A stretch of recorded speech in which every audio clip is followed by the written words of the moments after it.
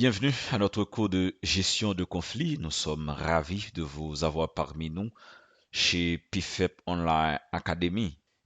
Dans ce cours, nous explorerons des compétences essentielles pour naviguer avec succès à travers les tensions et les différences.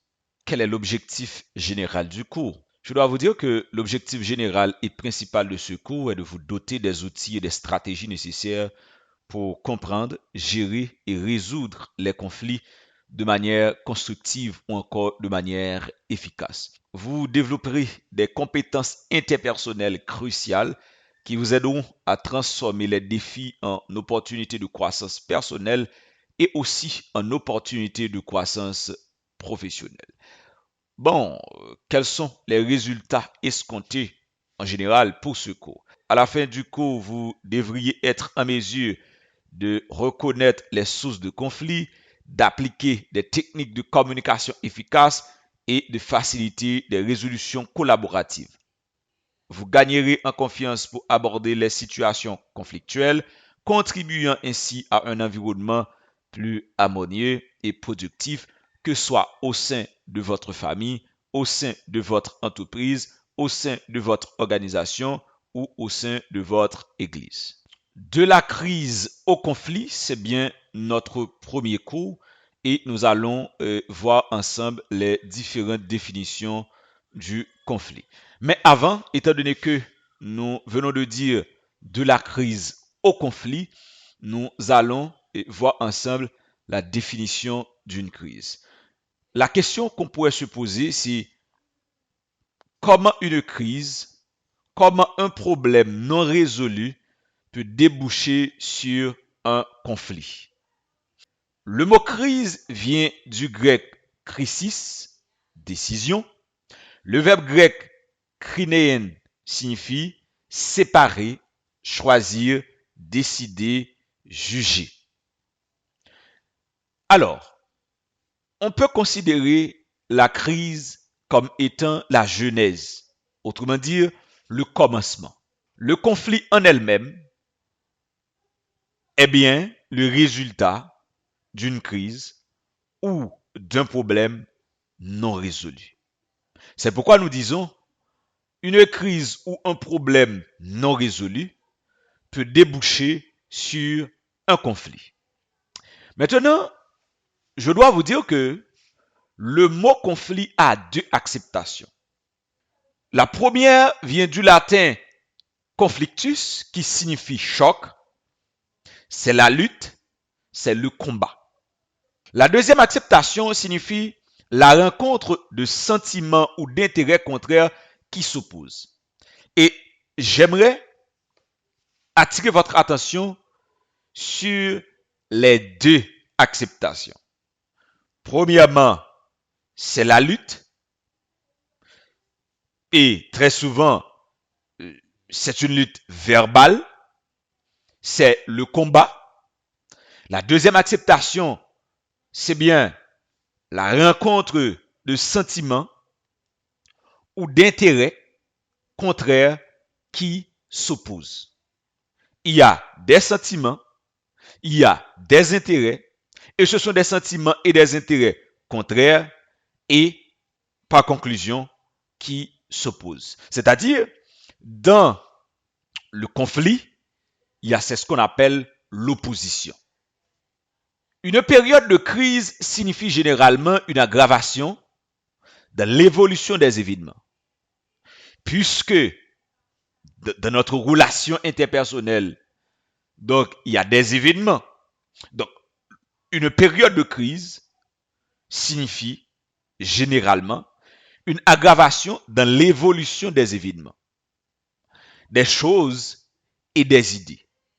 J'aimerais que chaque étudiant prête attention avec et partie ça. Nous parler de aggravation dans l'évolution des événements, des choses et des idées. C'est-à-dire aggravation pas seulement dans événement yo, pas seulement dans chose yo, mais aussi dans l'idée yo. Parce que l'état antérieur n'est plus adapté à la nouvelle situation. Ainsi, par définition, Une crise appelle une série de décisions, d'actions destinées à résoudre. Une crise sont série de décisions, une série de actions qui là pour nous résoudre. C'est pourquoi lorsque une crise n'est pas résoudre, il va déboucher son conflit. Dans la culture haïtienne, nous remédions chez mes petits boutons, c'est chez mes malins. Je pense que cette citation, ok, ou encore ce proverbe, il est capable de servir nous comme un bâton d'appui. Si il y a une crise, il n'est pas résoudre, que nous avons considéré comme petit bouton, eh bien, il y a un conflit qui peut demander plus d'énergie, plus de travail pour que nous arrivions à résoudre, que nous allons relais malingre. L'instant de la crise est un moment d'incertitude. J'aimerais dire, c'est un moment de panique, de trouble. Personne n'est en mesure de savoir si elle va aboutir à un conflit, si elle débouchera sur une régression ou si un nouvel équilibre favorable résultera d'une bonne décision. La crise, chers étudiants, est un signal qui prévient qu'un déséquilibre commence à se produire. Je reprends. La crise est un signal qui prévient qu'un déséquilibre commence à se produire. C'est pourquoi, si nous développons des compétences, nécessaires en ce qui concerne la gestion des crises, eh bien, nous aurons moins de conflits à gérer. Parce que tout conflit vini, c'est après une période de crise. Ce que vous devez retenir, c'est que la crise, si elle doit être considérée comme l'inverse d'un changement volontaire, parce que quand on est dans une situation, encore dans une période de crise, ce ne sont pas des changements volontaires, c'est un changement involontaire. Si elle doit être considérée comme l'inverse d'un changement volontaire, s'achèvera, quoi qu'il en soit, par un changement. Chaque fois nous sortons en phase de crise, gagnons un changement qui rentre en évidence. En effet, la crise dépeint une situation en perte de sens et menace de rupture toute structure ou organisation. Lorsque chaque partie ne peut décider d'une bonne solution pour réduire ou supprimer les différends, le conflit ouvert menace. Une crise débouche nécessairement sur une régression, sur une révolution ou sur un conflit lorsque nous pas gagnons une bonne politique de gestion de crise. C'est pourquoi nous allons voir ensemble au cours de ce premier cours une crise ou un problème non résolu peut potentiellement déboucher sur un conflit pour plusieurs raisons. Et nous allons souligner ensemble dans ce cours l'ensemble des raisons pour lesquelles une crise ou un problème non résolu peut potentiellement déboucher sur un conflit. Maintenant, nous allons considérer 3 raisons majeures pour lesquelles nous pouvons en déduire que une crise ou un problème non résolu peut potentiellement déboucher sur un conflit. Premièrement, quand il y a une période de crise ou une situation de crise, il y a ce qu'on appelle l'augmentation des tensions. Chers étudiants, lorsqu'un problème persiste et que les parties impliquées ne parviennent pas à le résoudre, les tensions peuvent s'intensifier au fil du temps. Les sentiments de frustration, d'injustice et d'inégalité peuvent croître, créant ainsi un climat propice à l'émergence d'un conflit. C'est-à-dire, lorsque nous gagnons une période de crise pour nous gérer, et puis, donc, parti qui implique yo pas arriver résoudre crise là, Donc ça, les vini augmenter tension yo. Lorsque tension augmenter, lorsque tension yo, et comme si m'da dit yo vin gen ça ndarele en booster, donc sentiment de frustration yo vin en pile. Et chaque fois gen sentiment de frustration, gen possibilité pour gen une éventuelle révolte. Chaque fois gen des sentiments d'injustice, gen possibilité pour gagner des éventuelles révoltes. Chaque fois, eh bien, une personne ou une partie sentit vraiment que li, eh bien, subit ça l'inégalité, eh bien, vin gagner, ça n'a capable les possibilités pour gagner un éventuel conflit qui déclaré et de manière ouverte. Donc, pour que nous éviter pour eh bien crise nous yo, que ce soit au sein d'une organisation, d'une église et de la famille ou autre, eh bien pour éviter que crise nous yo débouche sur conflit, faut nous surtout chercher des solutions, OK, pour nous résoudre crise là avant nous quitter tension yo augmenter. Deuxième raison, c'est parce que quand nous en phase de crise, nous vin gagner une communication inefficace. J'aimerais dire que tout passe par la communication. Comme disait l'école du Palo Alto, on ne peut pas ne pas communiquer. Que l'on se taise ou pas, on se communique régulièrement. Donc, puisque quand nous dans cette phase de crise, la communication devient inefficace, si les parties en conflit ne parviennent pas à communiquer efficacement, et à comprendre les préoccupations de chacun, il peut y avoir des malentendus et des interprétations erronées. Et c'est partie qui plus perplexe, difficile et compliquée en phase de crise. C'est ça l'interprétation erronée.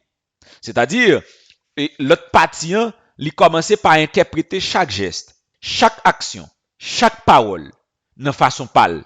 Et c'est des interprétations qui erronées, qui loin de couramment, qui loin de réalité par l'autre partie vraiment. Une mauvaise communication ou l'absence de dialogue constructif peuvent exacerber les tensions et contribuer à l'escalade du conflit. C'est-à-dire, si moi voulais gérer crise moyen pour ne pas déboucher sur un conflit, il est important pour que moi surtout gérer communication lorsque moi en phase de crise. Troisième raison, c'est parce que en temps de crise, il y a ce qu'on appelle la perception d'une menace. Lorsqu'une partie perçoit l'autre comme une menace pour ses intérêts, pour sa sécurité ou pour sa stabilité, cela peut conduire à des réactions défensives et une escalade du conflit. Et je crois c'est le point le plus important parmi tout points que nous disons là. C'est pas que l'autre deux n'est pas important. Et nous connaissons dans la tradition encore de la culture haïtienne, nous souvent remédie toute bête gênée mordée. Lorsque nous sommes en phase de crise, ok, l'autre partie, li nous comme une menace.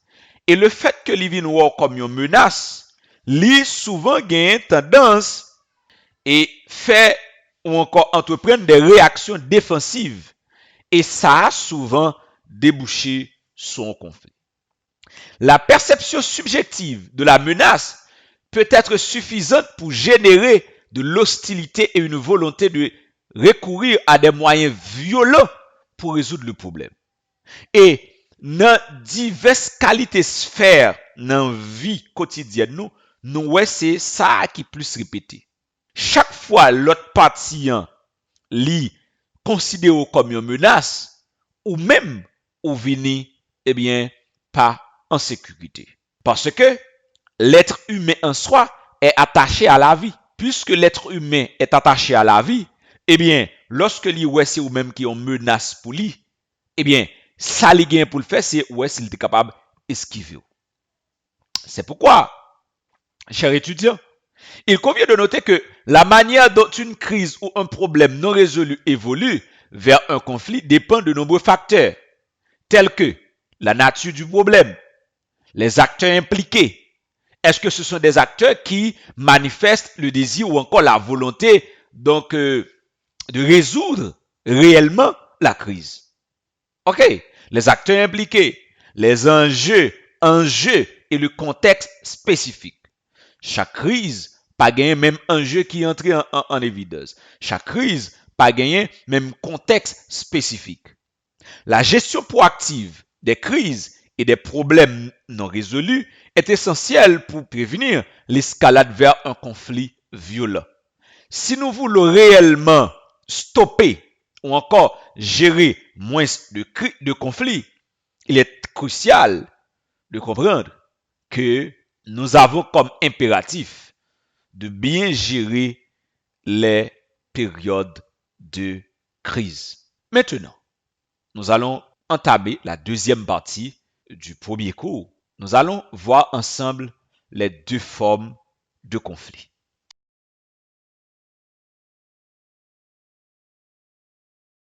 Deuxième partie, quelles sont les deux formes de conflit? Nous allons établir la différence entre conflit réel et conflit apparent avec des exemples à l'appui. Alors, chers étudiants de PFEP Online Academy, il existe deux types de conflits. C'est le conflit réel et le conflit apparent.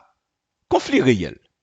Un conflit réel se produit lorsque deux parties ont des intérêts, des besoins ou des objectifs contradictoires et qu'il existe une réelle incompatibilité entre eux. Un conflit réel, li produit c'est lorsque gagnent deux parties et deux parties ça, yo gagnent des intérêts, yo gagnent des besoins, yo gagnent des objectifs et tout ça ne se dit là yo contradictoire. Puisque au contradictoire, réellement gagne incompatibilité entre ces deux parties. Puisque intérêt, besoin, objectif yo contradictoire, eh bien réellement gagne ça n'tarele incompatibilité qui rentre en jeu.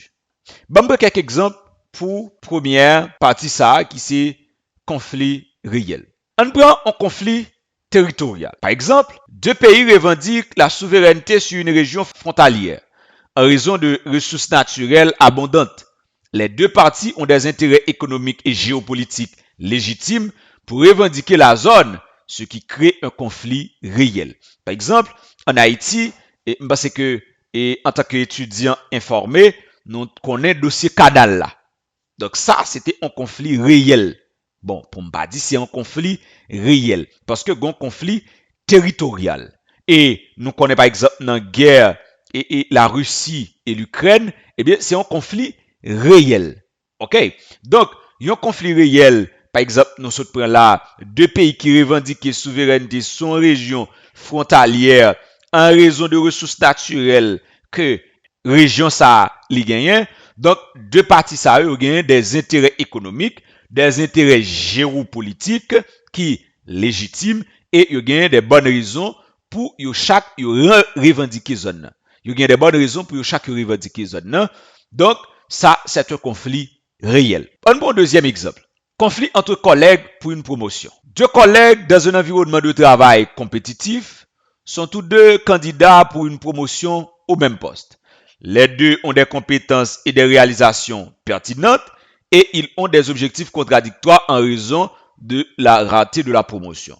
Cela génère un conflit réel entre eux. Par exemple, dans l'environnement de travail, souvent il y a un type de conflit ça. OK?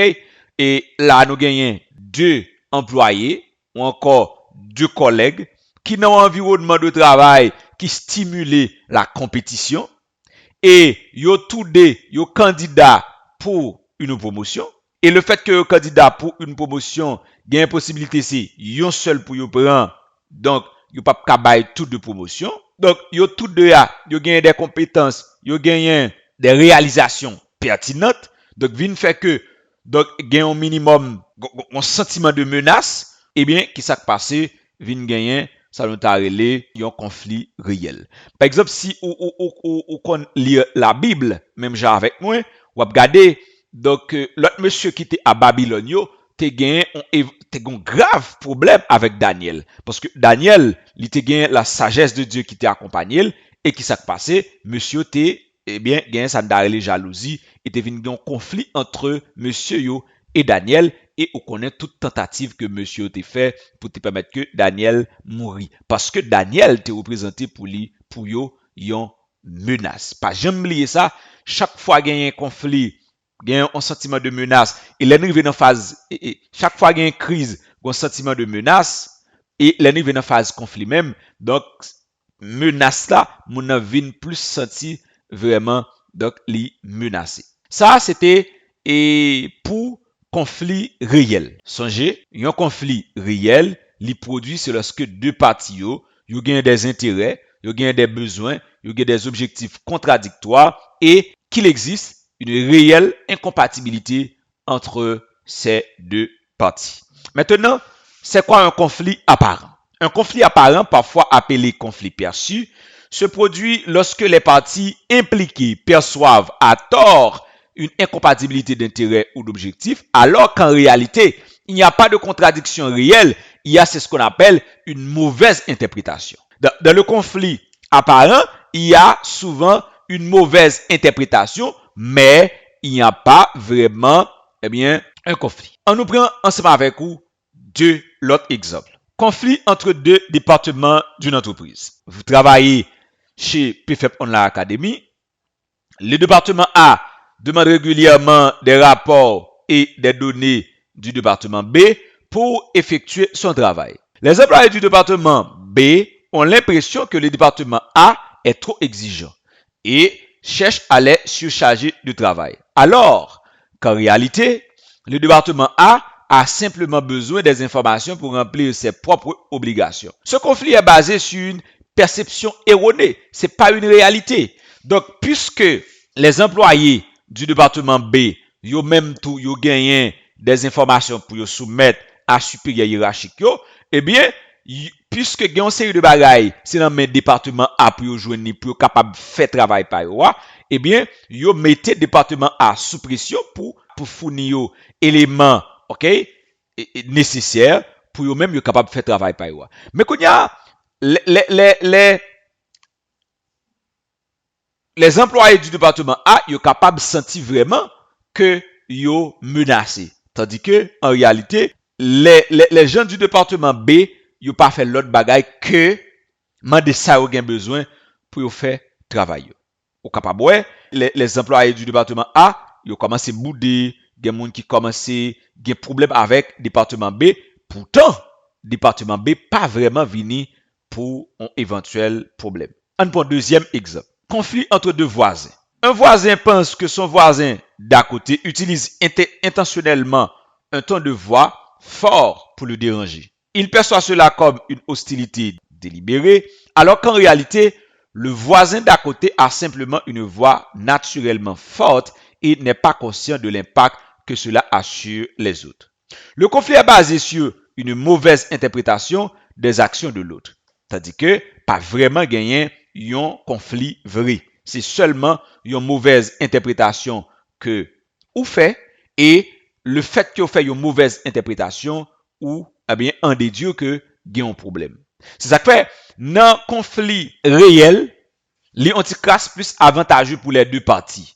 Tandis que dans conflit apparent, partie qui pas prend conscience que l'autre partie a un problème avec lui, li souvent pas avantageux pour lui. Parce que ce je me dis, toute bête gêné mordé. Si l'autre là li pensait que vous un problème avec lui et puis en réalité ou pas connaît que vous un problème avec lui, donc ou marcher sur les fils du rasoir. Dans les conflits apparents, il est crucial d'établir une communication claire et ouverte pour clarifier les malentendus et résoudre les problèmes de perception. En comparant la différence entre les conflits réels et apparents, il devient possible de trouver des solutions adaptées à chaque situation.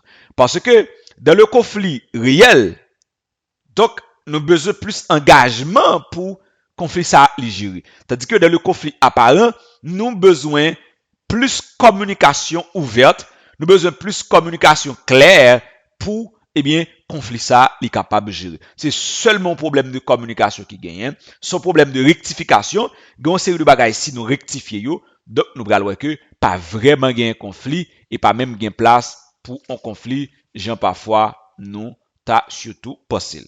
Donc ça, c'était la différence entre conflit réel et conflit apparent. Quelles sont les différentes sources de conflit et comment les gérer? Nous allons examiner environ 5 sources ainsi que la façon de les gérer. Nous allons considérer 5 sources de conflit ainsi que la façon de les gérer. Chers étudiants de BFF Online Academy, il existe de nombreuses sources potentielles de conflit, que ce soit dans les relations interpersonnelles, les groupes de travail, les communautés ou même entre nations. C'est pourquoi je vous propose 5 sources courantes de conflits et quelques stratégies pour les gérer. Différences culturelles. Les différences culturelles peuvent entraîner des malentendus, des préjugés et des tensions. Pour les gérer, il est important de promouvoir la sensibilisation interculturelle, encourager la communication ouverte et favoriser la compréhension mutuelle. L'éducation et la formation interculturelle peuvent également aider à réduire les préjugés et les stéréotypes, c'est-à-dire les différences culturelles capables de considérer comme une vraie source de conflit. C'est pourquoi nous vous encourageons à surtout promouvoir l'éducation et la formation interculturelle, sans non pas minimiser telle ou telle culture, mais nous surtout développer une ouverture d'esprit, côté que nous décider apprendre sur notre culture là, qui va permettre que nous mettons de côté l'ensemble de nos préjugés. Il y a ce qu'on appelle des conflits d'intérêts. Les différences d'intérêts et d'objectifs peuvent entraîner des conflits, que ce soit dans le cadre professionnel, familial ou politique. La gestion des conflits d'intérêts implique souvent la recherche de compromis et de solutions gagnant-gagnant. Dans la gestion de conflits, tout comme dans la négociation, donc on recherche de compromis et des solutions gagnant-gagnant. Les négociations, la médiation ou l'arbitrage peuvent être utilisés pour faciliter les discussions et parvenir à un accord mutuellement satisfait. Quand il s'agit de négociation, médiation ou arbitrage, donc d'après ça, puis devant ce moins, d'après chaque élément ça yo, détaillé ensemble avec moi. Il y a ce qu'on appelle la communication inefficace. La communication inefficace peuvent être considérées comme troisième source de conflit. Les problèmes de communication tels que les malentendus, les interprétations erronées et les problèmes de langue peuvent conduire à des conflits. Parce que des mots pour bien comprendre, il a fallu que vous compreniez mots dans racine. OK, vous comprenez mots dans racine. Pour y remédier, il est important de favoriser une communication ouverte, honnête et respectueuse. Donc, lorsque un conflit gagne pour source la communication inefficace, moyen que nous résoudre lien, lui reposer son communication qui est axée sur 3 piliers. C'est une communication ouverte, c'est une communication honnête et une communication respectueuse. Écoutez activement, clarifier les informations et utiliser des techniques de communication non violentes peuvent contribuer à résoudre les problèmes de communication et à prévenir les conflits. C'est pourquoi je vous encourage d'acheter ce cours, la communication interpersonnelle. Donc, c'est un cours extraordinaire qui a pour mission de vous aider à communiquer efficacement. Il y a comme quatrième source de conflit, c'est des ressources limitées, chers étudiants. La compétition pour des ressources limitées telles que l'argent, le temps, le pouvoir ou les territoires peuvent créer des conflits. La gestion de ces conflits implique souvent la recherche d'un partage équitable des ressources, l'établissement des règles et des procédures transparentes et la promotion de la coopération plutôt de la compétition. C'est pourquoi la médiation et la négociation sont des outils utiles pour trouver des solutions équilibrées, donc lorsque nous avons ressources limitées comme source de conflit. Cinquième source de conflit, c'est valeurs et croyances divergentes. Les différences fondamentales dans les valeurs, dans les croyances, dans les opinions, dans les convictions peuvent conduire à des conflits idéologiques et culturels. Pour cela, pour les gérer, il est important de promouvoir le respect mutuel et la tolérance envers les opinions différentes. Et ça, en pile fois, nous manquons joindre de la culture haïtienne.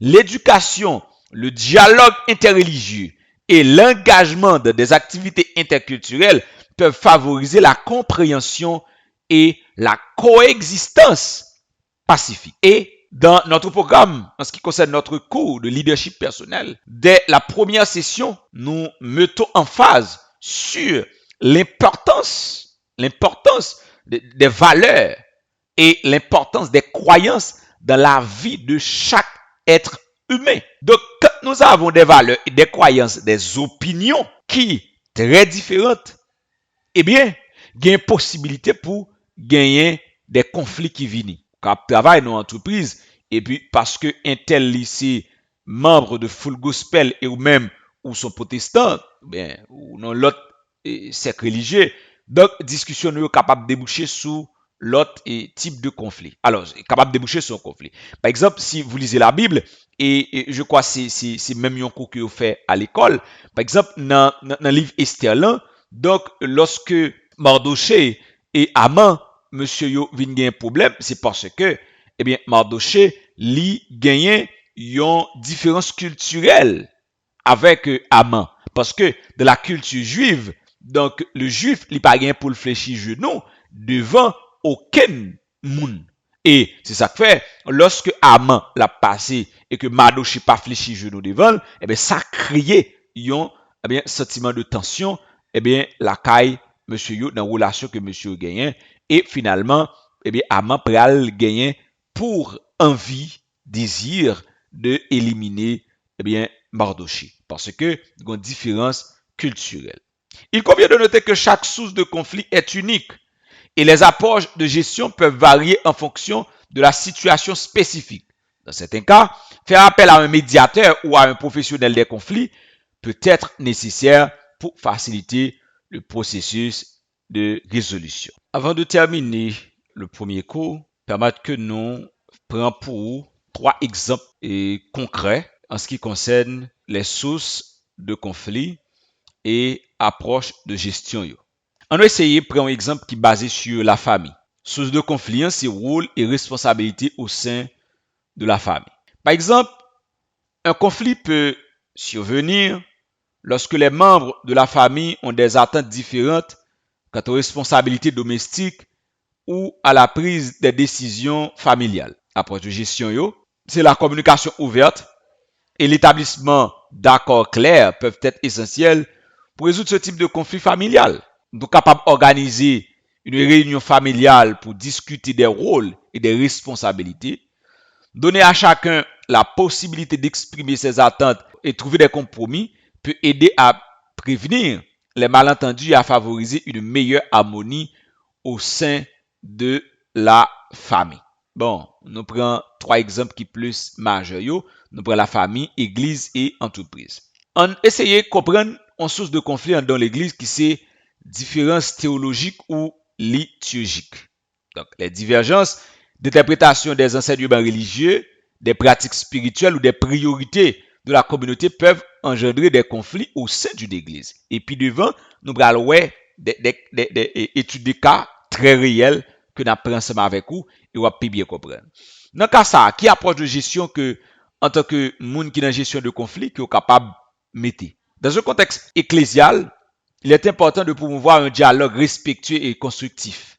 Organiser des groupes de discussion, des séances d'études ou des ateliers théologiques permettant aux membres de l'Église de partager leurs perspectives et de mieux comprendre les différentes approches peut aider à résoudre les conflits.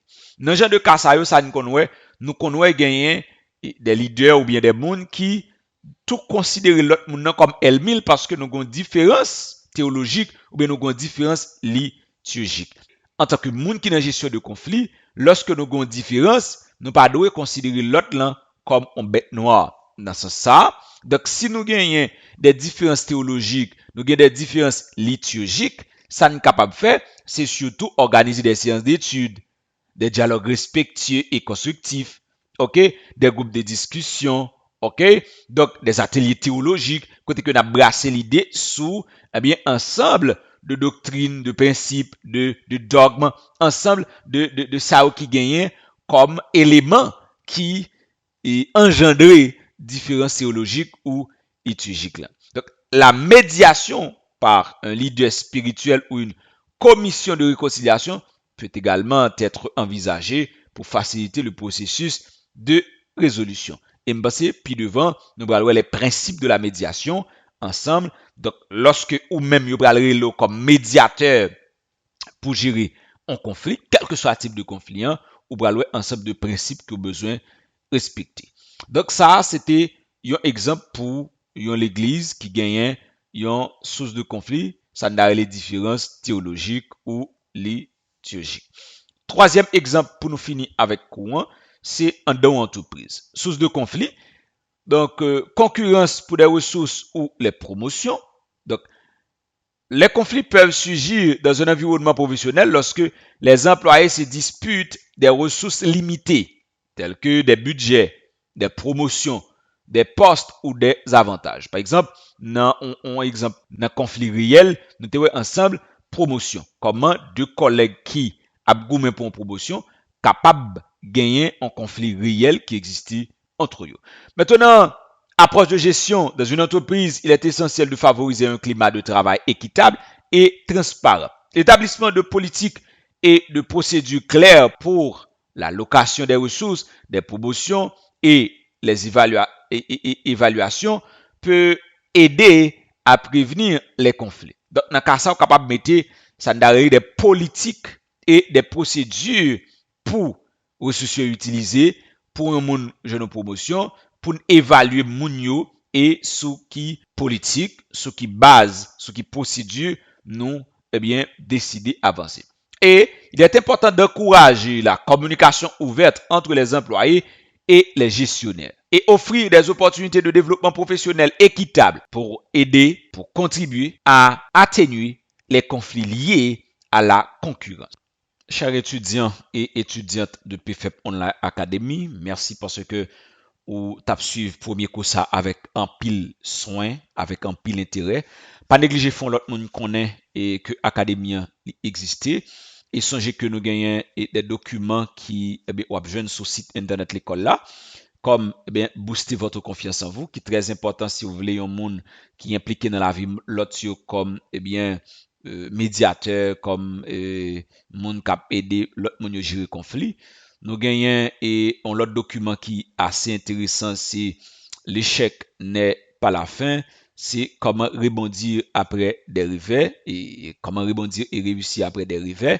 Donc c'est des documents qui sont capables d'acheter avec des prix qui tout à fait dérisoires et nous gagnons les 12 avantages du leadership personnel. Donc nous encourageons tout pour que vous achetez les ça. Songez suivre nous sur YouTube, sur toute l'autre plateforme numérique sur nos noms qui c'est PFEP. Songez, PFEP Online Academy, c'est bien l'académie du succès et ici, nous préparons les leaders de demain.